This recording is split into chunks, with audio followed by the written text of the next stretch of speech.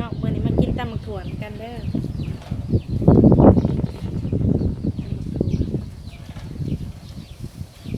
นี่คือผักกระเดาหวานผักกระเดาหวานพี่น้องเอ้ย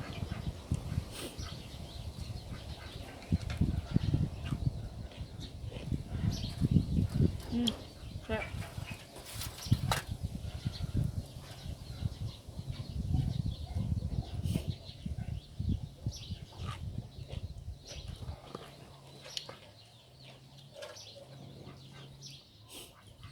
เป็นวัดนะเริ่มเป็นวัดนะ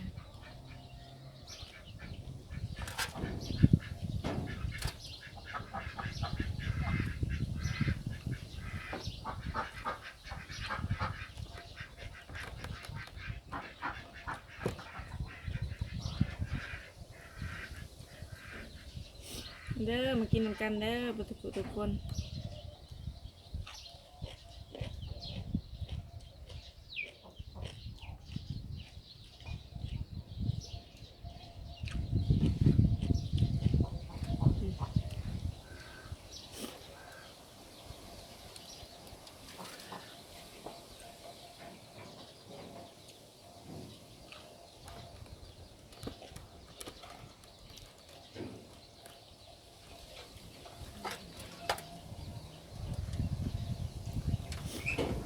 กินข้าวน้ำกันเด้อ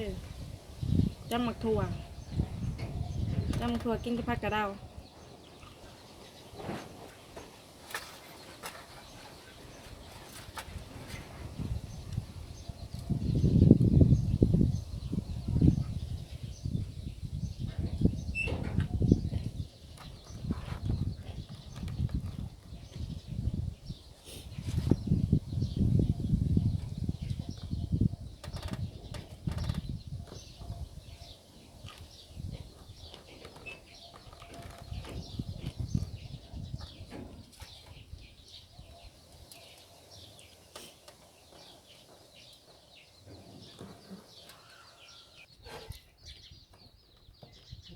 กินหมักถั่วกับข้าวเหนียว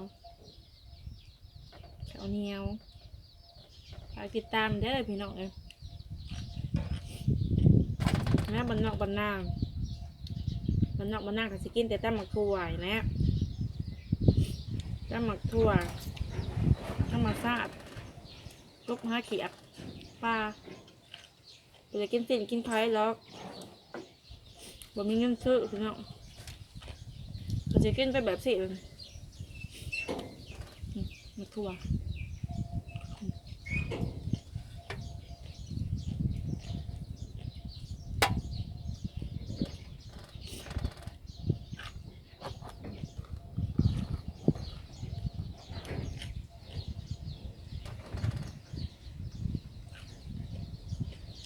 สุดยอด